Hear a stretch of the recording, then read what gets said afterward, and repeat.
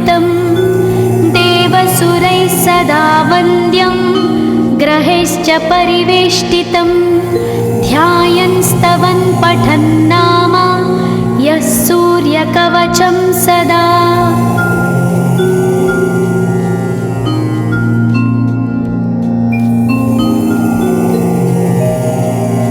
कवचं गृणिः पातु शिरोदेशं सूर्यः पालं च पातु मे आदित्यो लोचने पातु श्रुतिपातः प्रभाकरः घ्राणं पातु सदा भानो अर्क पातु तथा।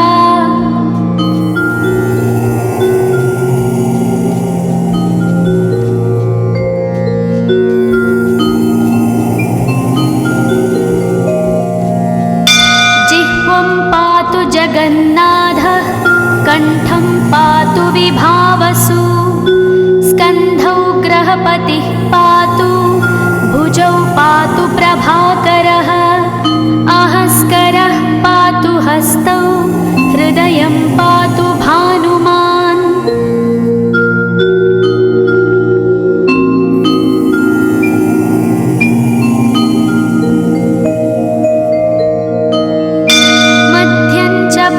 सप्ताश्वो नाभिं पातु नभोमणिः द्वादशात्मा कटिं पातु सविता पातु सक्तिनी ऊरू पातु सुरश्रेष्ठो जानुनी पातु भास्करः जङ्घे पातु च मार्ताण्डो गुल्फौ पातु त्विषाम्पतिः।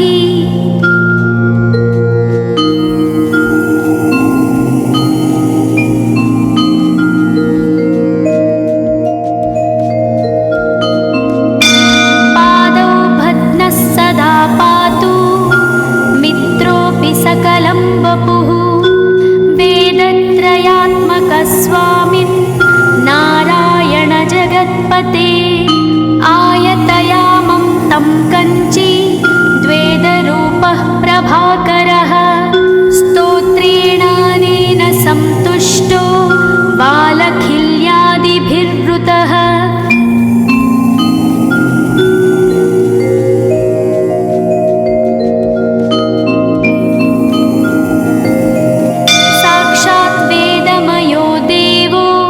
रथारूढः समागतः तं दृष्ट्या सहस्तोत्थाय दण्डवत् प्रणमन् भुवि कृताञ्जलिपुटो भूत्वा सूर्यस्याग्रे स्तुवत्तदा वेदमूर्तिः महाभागो ज्ञानदृष्टिर्विचार्य च ब्रह्मणा स्थापितं पूर्वं यथा यमाविवर्जितम्।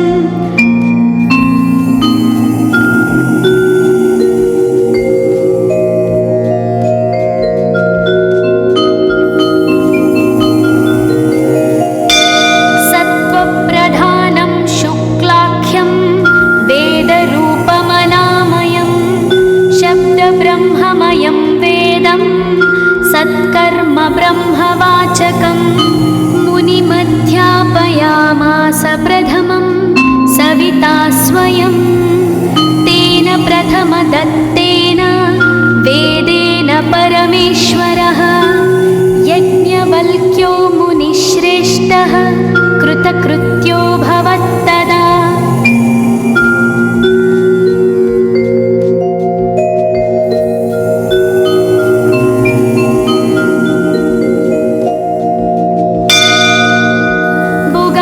सकलान् वेदान् ज्ञातवान् सूर्यसन्निधौ इदं स्तोत्रं महापुण्यं पवित्रं पापनाशनं यः पठेच्छृणुयाद्वापि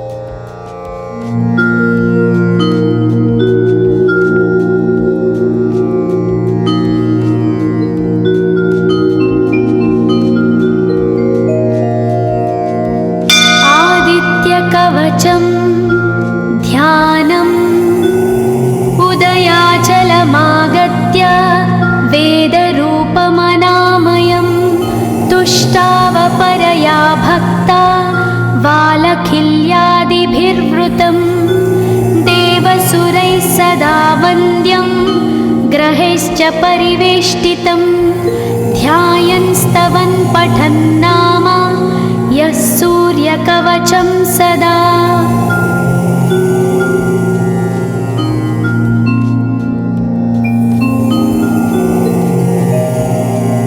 कवचं गृणिः पातु शिरोदेशं सूर्यः पालं च पातु मे आदित्यो लोचने पातु श्रुतिपातः प्रभाकरः घ्राणं पातु सदा भानो अर्क पातु तथा।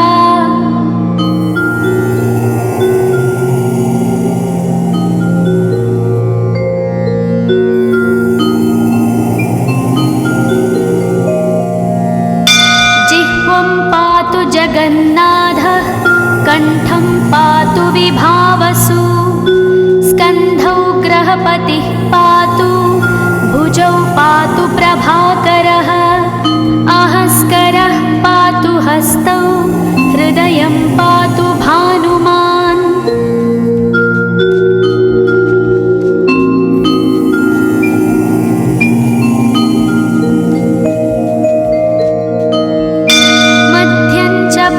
सप्ताश्वो नाभिं पातु नभोमणिः द्वादशात्मा कटिं पातु सविता पातु सक्तिनी ऊरू पातु सुरश्रेष्ठो जानुनी पातु भास्करः जङ्घे पातु च मार्ताण्डो गुल्फौ पातु त्विषाम्पतिः।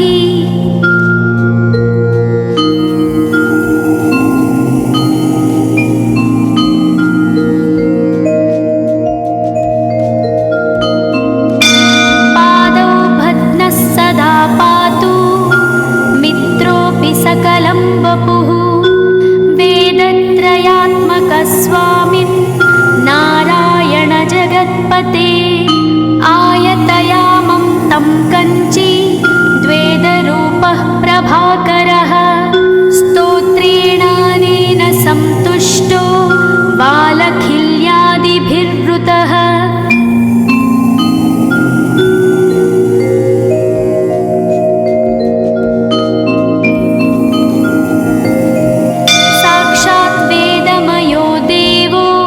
रथारूढः समागतः तं दृष्ट्या सहस्तोत्थाय दण्डवत् प्रणमन् भुवि कृताञ्जलिपुटो भूत्वा सूर्यस्याग्रे स्तुवत्तदा वेदमूर्तिः महाभागो ज्ञानदृष्टिर्विचार्य च ब्रह्मणा स्थापितं पूर्वं यथा यमाविवर्जितम्।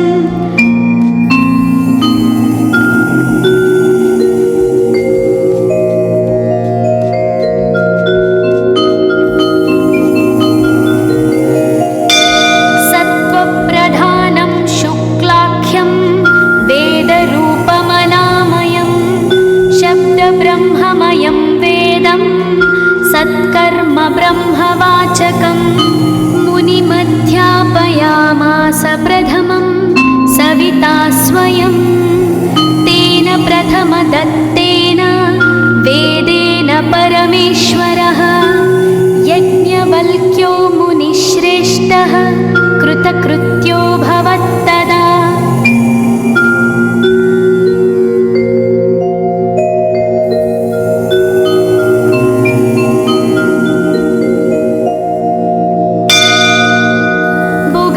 सकलान् वेदान् ज्ञातवान् सूर्यसन्निधौ इदं स्तोत्रं महापुण्यं पवित्रं पापनाशनं यः पठेच्छृणुयाद्वापि सर्वपापैः प्रमुच्यते वेदार्थज्ञानसम्पन्नः सूर्यलोकमवाप्नुयात्। पुराणे गौरीखण्डे आदित्यकवचं सम्पूर्णम्।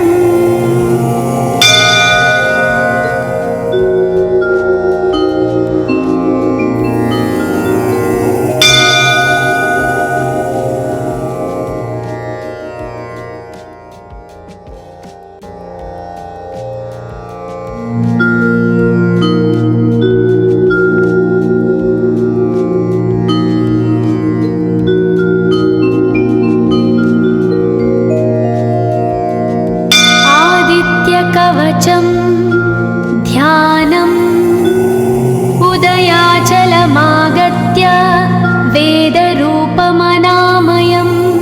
तुष्टावपरया भक्ता वालखिल्यादिभिर्वृतं देवसुरैः सदा वन्द्यं ग्रहैश्च परिवेष्टितं ध्यायन् स्तवन् पठन् नाम यः सूर्यकवचं सदा।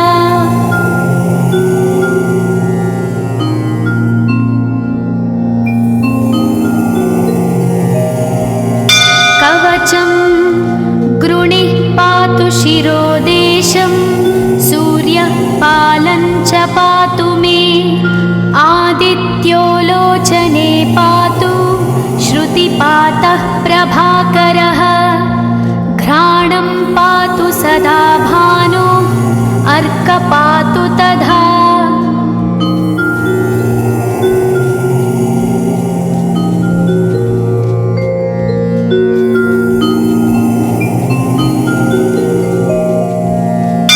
जिह्वं पातु जगन्नाथः कण्ठं पातु विभावसु स्कन्धौ ग्रहपतिः पातु भुजौ पातु प्रभाकरः अहस्करः पातु हस्तौ हृदयं पातु भानुमान्।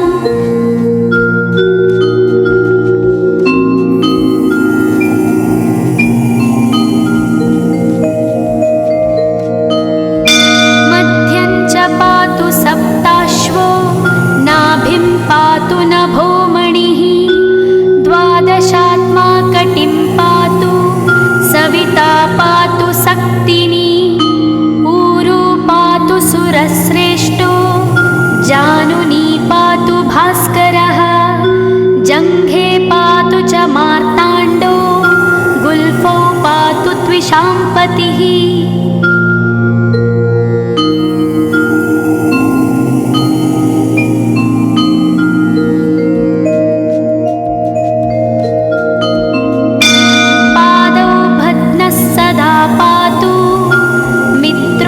सकलं वपुः वेदत्रयात्मकस्वामिन् नारायण जगत्पते आयतयामं तं कञ्ची द्वेदरूपः प्रभाकरः स्तोत्रेणानेन संतुष्टो वालखिल्यादिभिर्वृतः।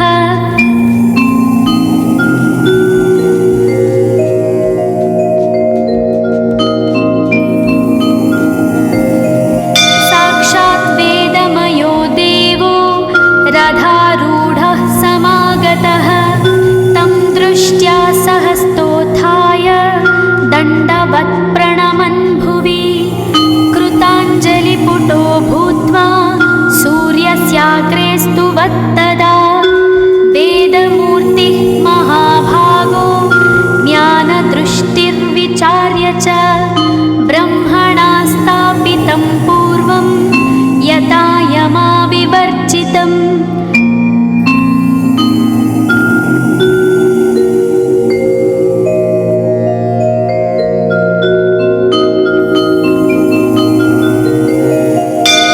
सत्त्वप्रधानं शुक्लाख्यं वेदरूपमनामयं शब्दब्रह्ममयं वेदं सत्कर्म ब्रह्मवाचकं मुनिमध्यापयामास प्रथमं सविता स्वयं तेन प्रथमदत्तेन वेदेन परमेश्वरः यज्ञवल्क्यो मुनिश्रेष्ठः कृतकृत्यो भवत्तदा।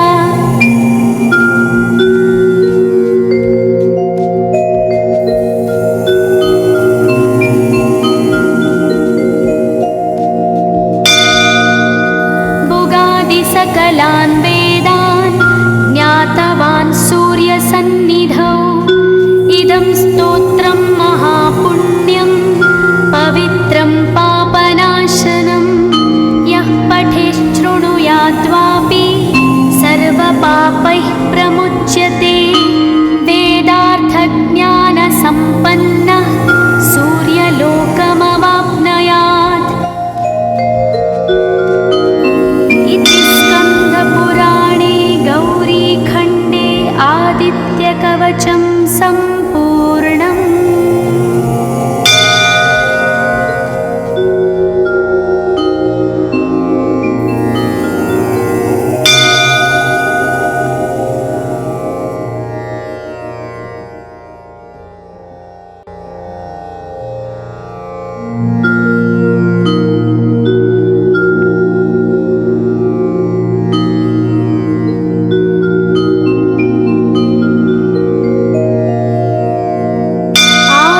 सूर्यकवचं ध्यानम् उदयाचलमागत्य वेदरूपमनामयं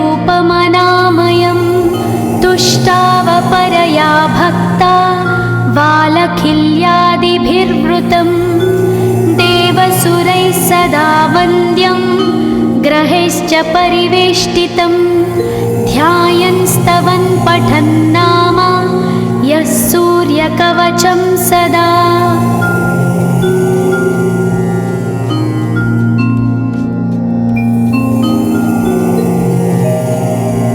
कवचं गृणिः पातु शिरोदेशं सूर्यः पालं च पातु मे आदित्यो लोचने पातु श्रुतिपातः प्रभाकरः घ्राणं पातु सदा भानो अर्क पातु तथा।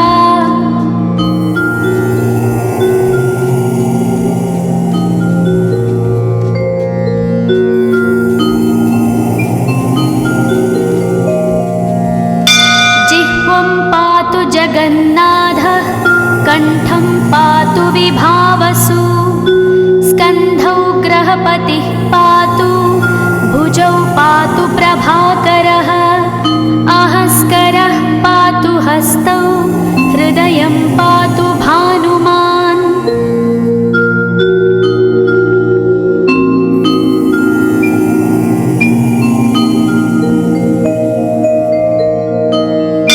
मध्यं च पातु सप्ताश्वो नाभिं पातु नभोमणिः द्वादशात्मा कटिं पातु सविता पातु सक्तिनी ऊरू पातु सुरश्रेष्ठो जानुनी पातु भास्करः जङ्घे पातु च मार्ताण्डो गुल्फौ पातु त्विषाम्पतिः।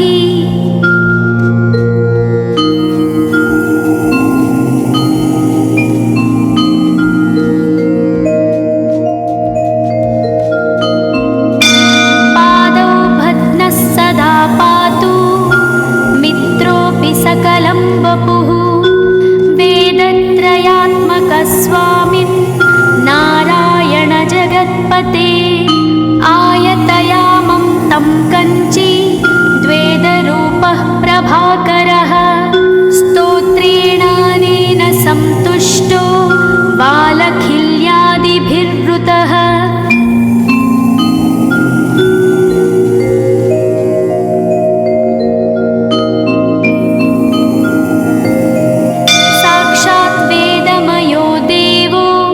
रथारूढः समागतः तं दृष्ट्या सहस्तोत्थाय दण्डवत् प्रणमन् भुवि कृताञ्जलिपुटो भूत्वा सूर्यस्याग्रे स्तुवत्तदा वेदमूर्तिः महाभागो ज्ञानदृष्टिर्विचार्य च ब्रह्मणा स्थापितं पूर्वं यथा यमाविवर्जितम्।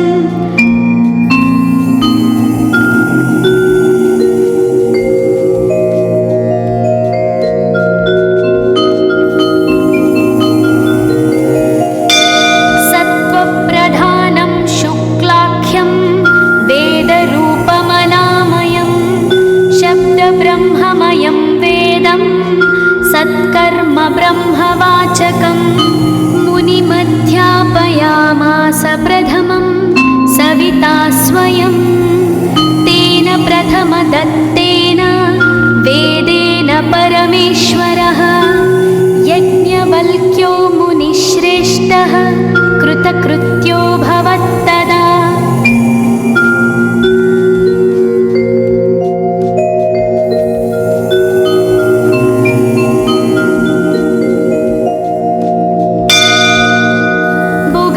सकलान् वेदान् ज्ञातवान् सूर्यसन्निधौ इदं स्तोत्रं महापुण्यं पवित्रं पापनाशनं यः पठेच्छृणुयाद्वापि सर्वपापैः प्रमुच्यते वेदार्थज्ञानसम्पन्नः सूर्यलोकमवाप्नुयात्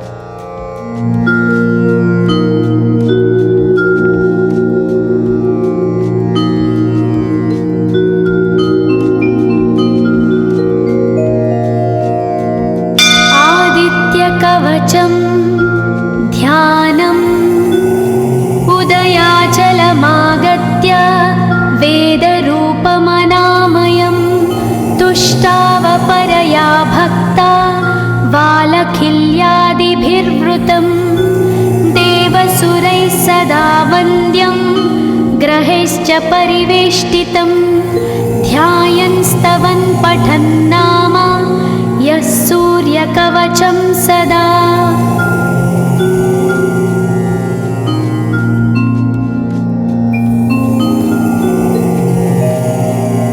कवचं गृणिः पातु शिरोदेशं सूर्यः पालं च पातु मे आदित्यो लोचने पातु श्रुतिपातः प्रभाकरः घ्राणं पातु सदा भानो अर्क पातु तथा।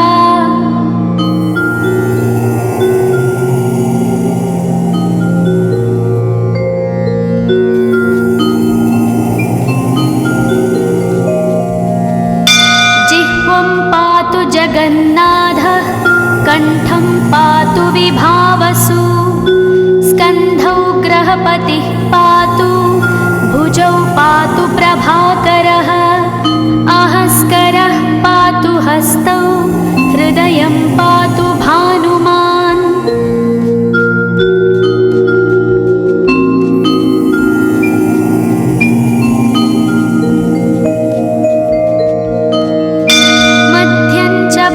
सप्ताश्वो नाभिं पातु नभोमणिः द्वादशात्मा कटिं पातु सविता पातु सक्तिनी ऊरू पातु सुरश्रेष्ठो जानुनी पातु भास्करः जङ्घे पातु च मार्ताण्डो गुल्फौ पातु त्विषाम्पतिः।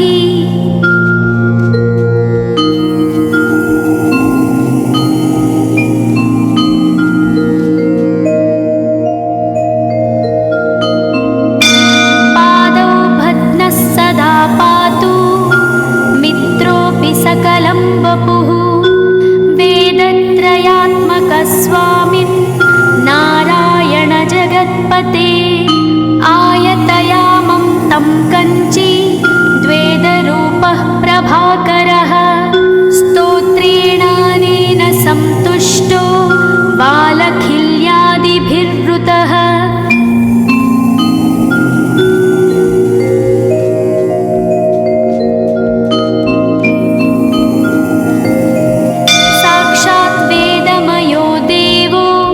रथारूढः समागतः तं दृष्ट्या सहस्तोत्थाय दण्डवत् प्रणमन् भुवि कृताञ्जलिपुटो भूत्वा सूर्यस्याग्रे स्तुवत्तदा वेदमूर्तिः महाभागो ज्ञानदृष्टिर्विचार्य च ब्रह्मणा स्थापितं पूर्वं यथा यमाविवर्जितम्।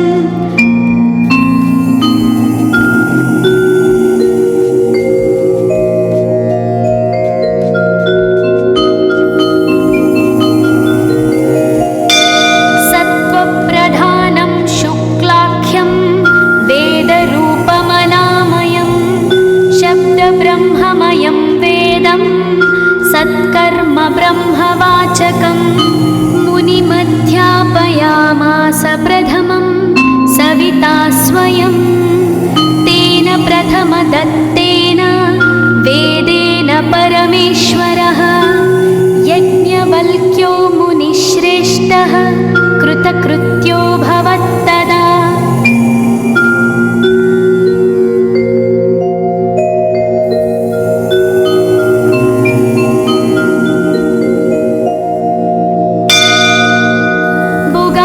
सकलान् वेदान् ज्ञातवान् सूर्यसन्निधौ इदं स्तोत्रं महापुण्यं पवित्रं पापनाशनं यः पठेच्छृणुयाद्वापि सर्वपापैः प्रमुच्यते वेदार्थज्ञानसम्पन्नः सूर्यलोकमवाप्नुयात्।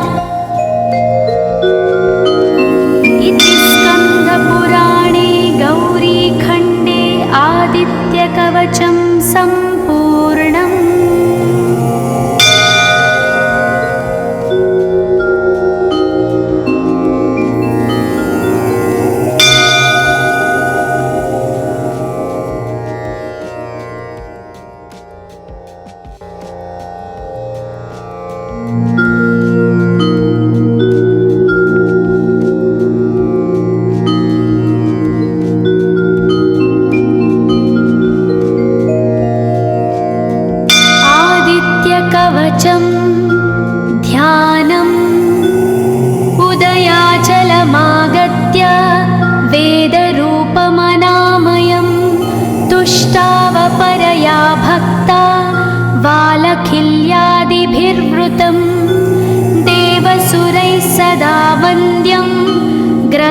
परिवेष्टितं ध्यायन् स्तवन् पठन् नाम यः सूर्यकवचं सदा।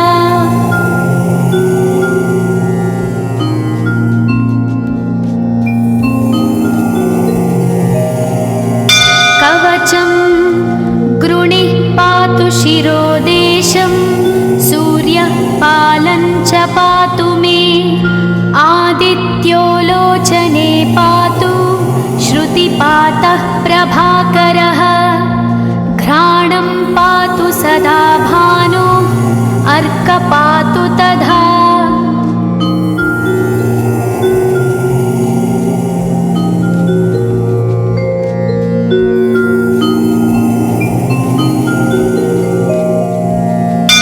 जिह्वं पातु जगन्नाथः कण्ठं पातु विभावसु स्कन्धौ ग्रहपतिः पातु भुजौ पातु प्रभाकरः अहस्करः पातु हस्तौ हृदयं पातु भानुमान्।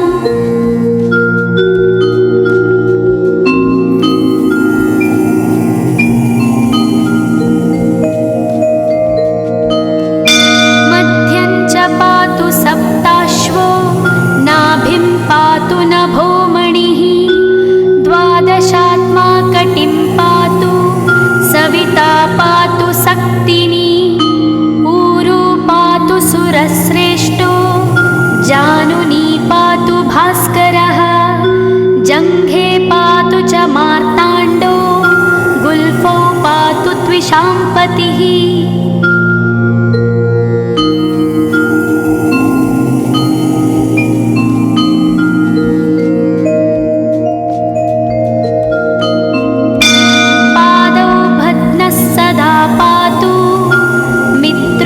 सकलं वपुः वेदत्रयात्मकस्वामिन् नारायण जगत्पते आयतयामं तं कञ्ची द्वेदरूपः प्रभाकरः स्तोत्रेणानेन सन्तुष्टो बालखिल्यादिभिर्वृतः।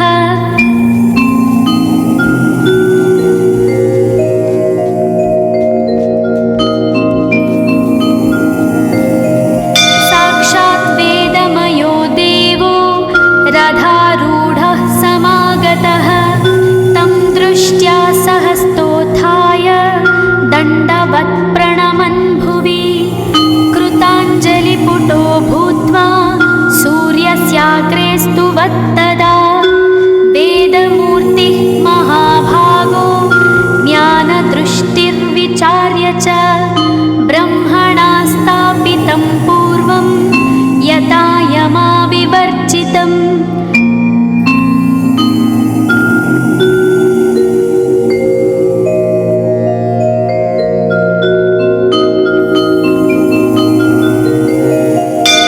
सत्त्वप्रधानं शुक्लाख्यं वेदरूपमनामयं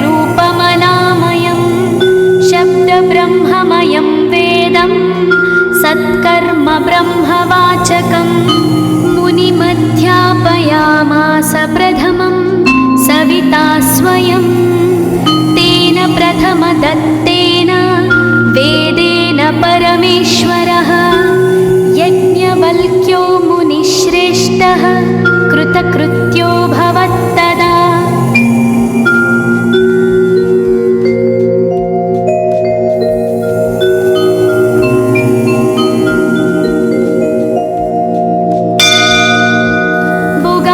सकलान् वेदान् ज्ञातवान् सूर्यसन्निधौ इदं स्तोत्रं महापुण्यं पवित्रं पापनाशनं यः पठेच्छृणुयाद्वापि सर्वपापैः प्रमुच्यते वेदार्थज्ञानसम्पन्नः सूर्यलोकमवाप्नुयात्।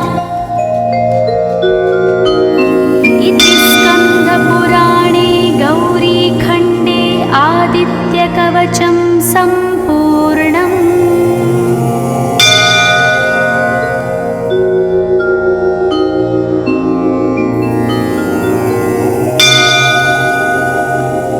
ॐ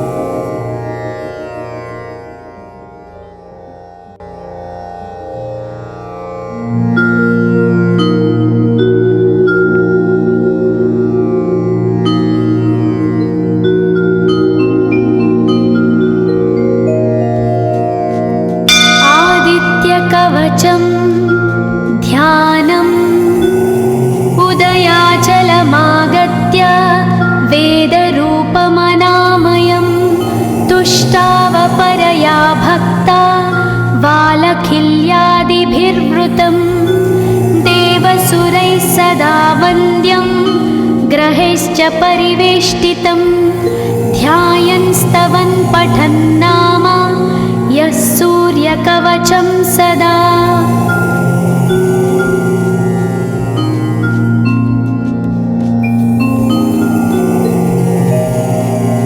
कवचं गृणिः पातु शिरोदेशं सूर्यः पालं च पातु मे आदित्यो लोचने पातु श्रुतिपातः प्रभाकरः घ्राणं पातु सदा भानो अर्क पातु तथा।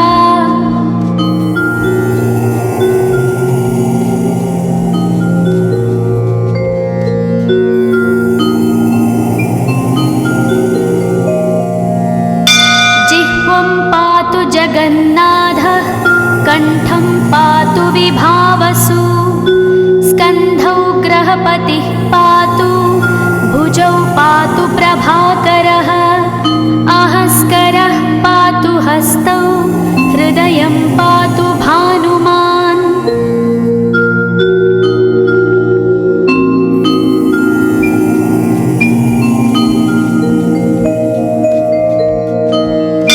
मध्यं च पातु सप्ताश्वो नाभिं पातु नभोमणिः द्वादशात्मा कटिं पातु सविता पातु सक्तिनी पूरू पातु सुरश्रेष्ठो जानुनी पातु भास्करः जङ्घे पातु च मार्ताण्डो गुल्फौ पातु त्विषाम्पतिः।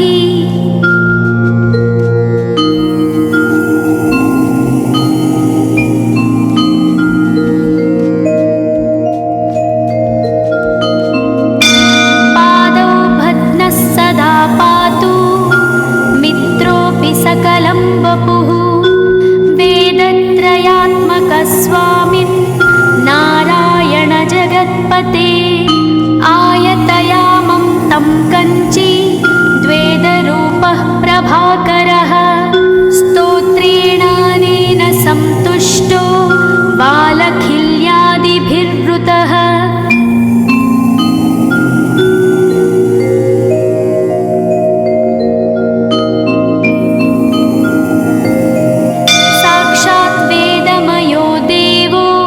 रथारूढः समागतः तं दृष्ट्या सहस्तोत्थाय दण्डवत् प्रणमन् भुवि कृताञ्जलिपुटो भूत्वा सूर्यस्याग्रे स्तुवत्तदा वेदमूर्तिः महाभागो ज्ञानदृष्टिर्विचार्य च ब्रह्मणा स्थापितं पूर्वं यथा यमाविवर्जितम्।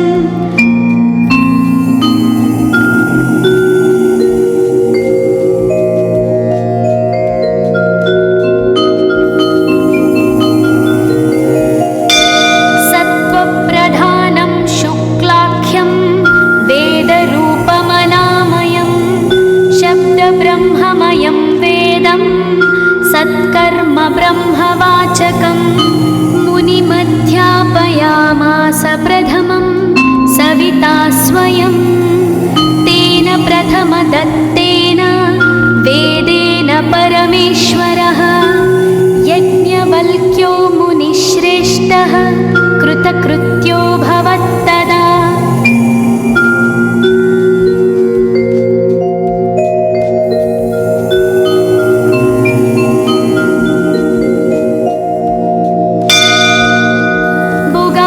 सकलान् वेदान् ज्ञातवान् सूर्यसन्निधौ इदं स्तोत्रं महापुण्यं पवित्रं पापनाशनं यः पठेच्छृणुयाद्वापि सर्वपापैः प्रमुच्यते वेदार्थज्ञानसम्पन्नः सूर्यलोकमवाप्नुयात्।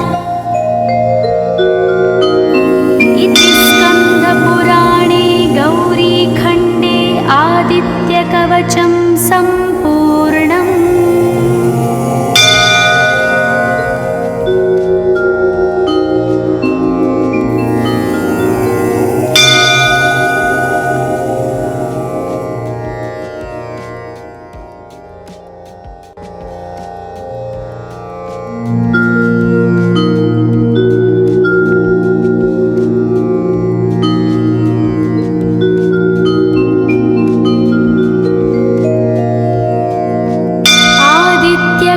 कवचं ध्यानम् उदयाचलमागत्य वेदरूपमनामयं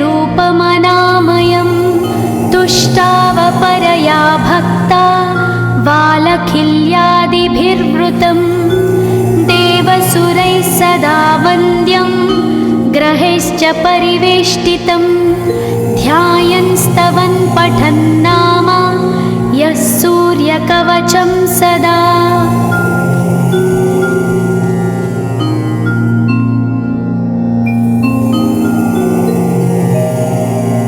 कवचं गृणिः पातु शिरोदेशं सूर्यः पालं च पातु मे आदित्यो लोचने पातु श्रुतिपातः प्रभाकरः घ्राणं पातु सदा भानु अर्क पातु तथा।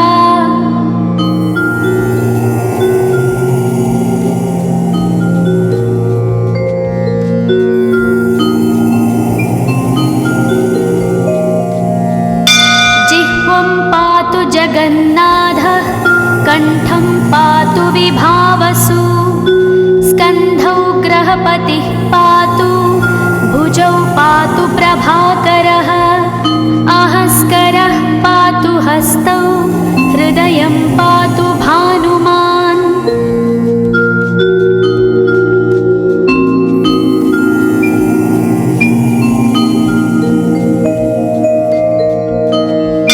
मध्यं च पातु सप्ताश्वो नाभिं पातु नभोमणिः द्वादशात्मा कटिं पातु सविता पातु सक्तिनी ऊरू पातु सुरश्रेष्ठो जानुनी पातु भास्करः जङ्घे पातु च मार्ताण्डो गुल्फौ पातु त्विषाम्पतिः।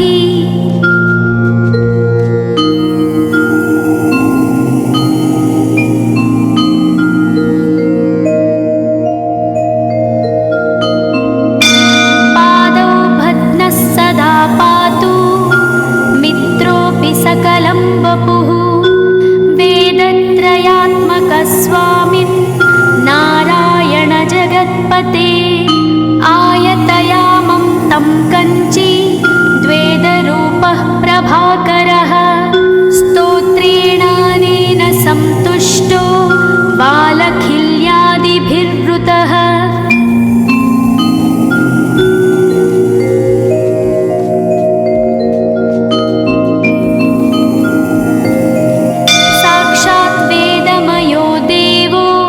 रथारूढः समागतः तं दृष्ट्या सहस्तोत्थाय दण्डवत् प्रणमन् भुवि कृताञ्जलिपुटो भूत्वा सूर्यस्याग्रे स्तुवत्तदा वेदमूर्तिः महाभागो ज्ञानदृष्टिर्विचार्य च ब्रह्मणा स्थापितं पूर्वं यथा यमाविवर्जितम्।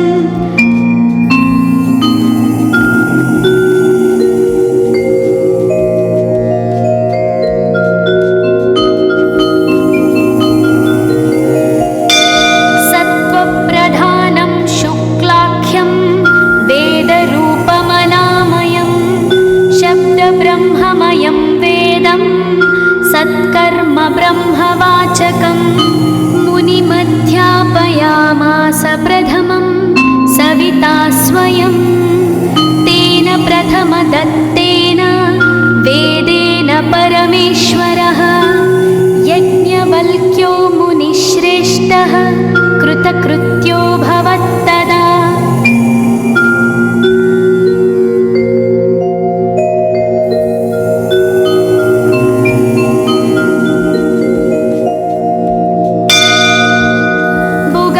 सकलान् वेदान् ज्ञातवान् सूर्यसन्निधौ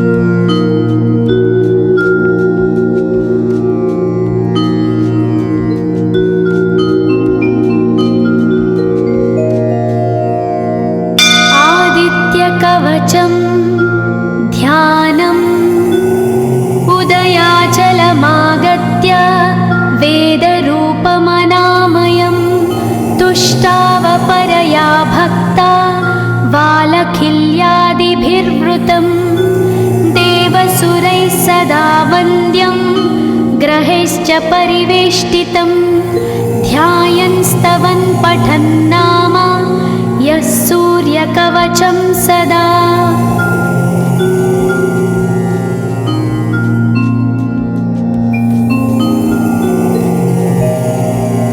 कवचं गृणिः पातु शिरोदेशं सूर्यः पालं च पातु मे आदित्यो लोचने पातु श्रुतिपातः प्रभाकरः घ्राणं पातु सदा भानो अर्क पातु तथा।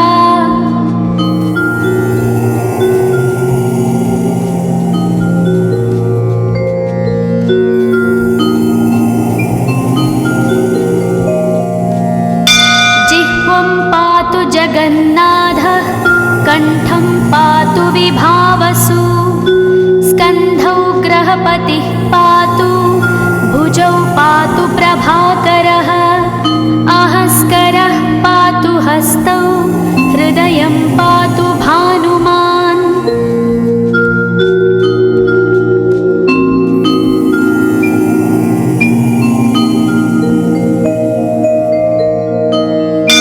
मध्यं च पातु सप्ताश्वो नाभिं पातु नभोमणिः द्वादशात्मा कटिं पातु सविता पातु सक्तिनी ऊरू पातु सुरश्रेष्ठो जानुनी पातु भास्करः जङ्घे पातु च मार्ताण्डो गुल्फौ पातु त्विषाम्पतिः।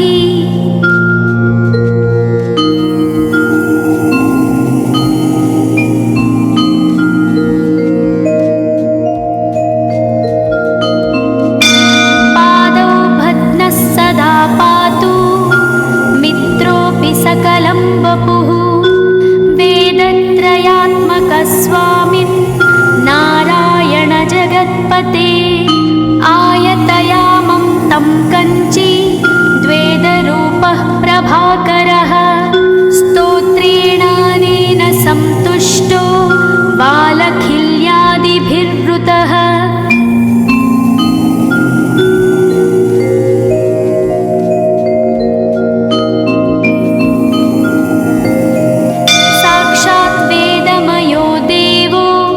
रथारूढः समागतः तं दृष्ट्या सहस्तोत्थाय दण्डवत् प्रणमन् भुवि कृताञ्जलिपुटो भूत्वा सूर्यस्याग्रे स्तुवत्तदा वेदमूर्तिः महाभागो ज्ञानदृष्टिर्विचार्य च ब्रह्मणा स्थापितं पूर्वं यथा यमाविवर्जितम्।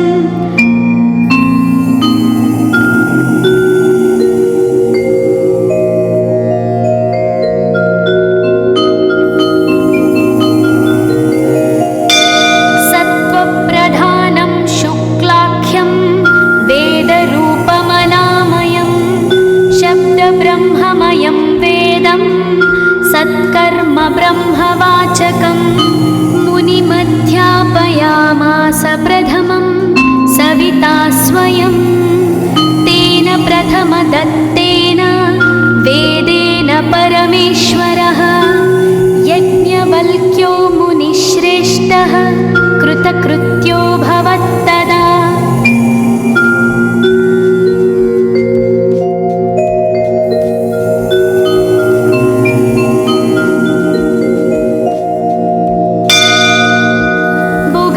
सकलान् वेदान् ज्ञातवान् सूर्यसन्निधौ इदं स्तोत्रं महापुण्यं पवित्रं पापनाशनं यः पठेच्छृणुयाद्वापि सर्वपापैः प्रमुच्यते वेदार्थज्ञानसम्पन्नः सूर्यलोकमवाप्नुयात्।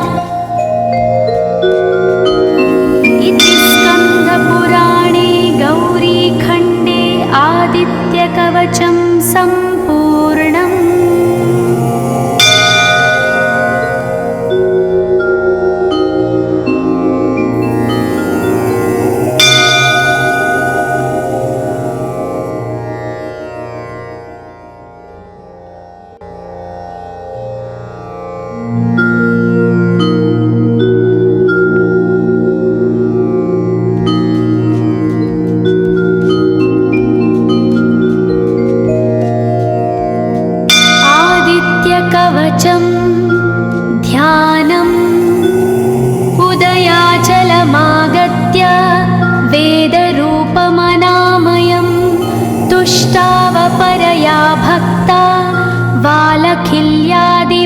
विवृतं देवसुरैः सदा वन्द्यं ग्रहैश्च परिवेष्टितं ध्यायन् स्तवन् पठन् नाम यः सूर्यकवचं सदा।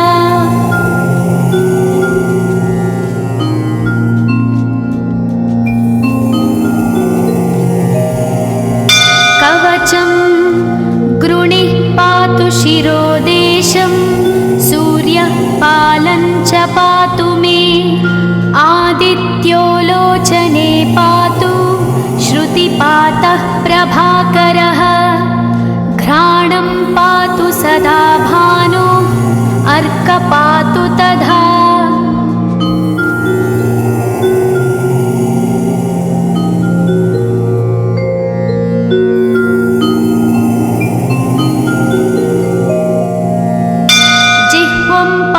जगन्नाथः कण्ठं पातु विभावसु स्कन्धौ ग्रहपतिः पातु भुजौ पातु प्रभाकरः अहस्करः पातु हस्तौ हृदयं पातु भानुमान्।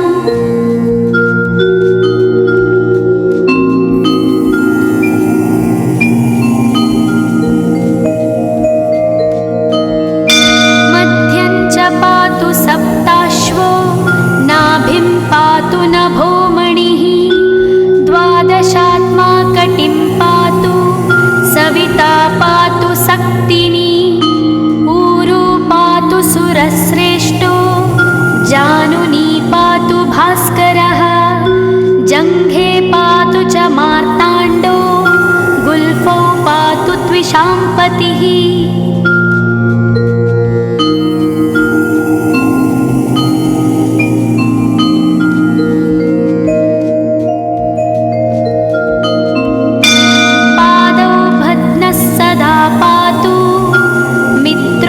सकलं वपुः वेदत्रयात्मकस्वामिन् नारायण जगत्पते आयतयामं तं कञ्ची द्वेदरूपः प्रभाकरः स्तोत्रेणानेन संतुष्टो बालखिल्यादिभिर्वृतः।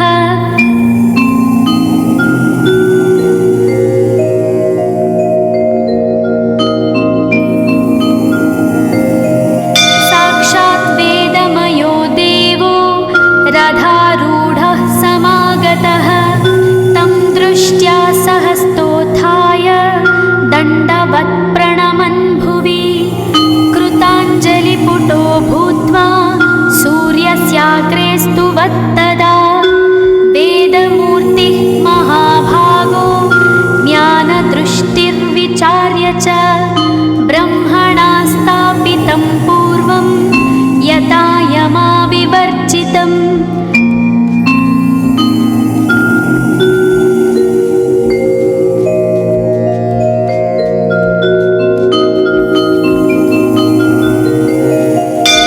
सत्त्वप्रधानं शुक्लाख्यं वेदरूपमनामयं शब्दब्रह्ममयं वेदं सत्कर्म ब्रह्मवाचकम् मुनिमध्यापयामास प्रथमं सविता स्वयं तेन प्रथमदत्तेन वेदेन परमेश्वरः यज्ञवल्क्यो मुनिश्रेष्ठः कृतकृत्यो भवत्तदा।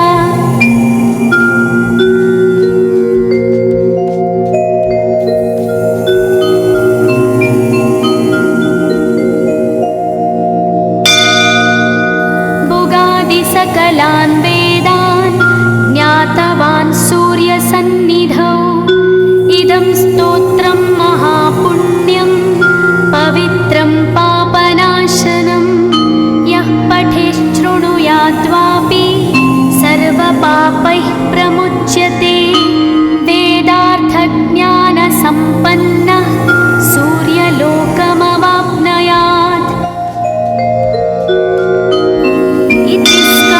पुराणे गौरीखण्डे आदित्यकवचं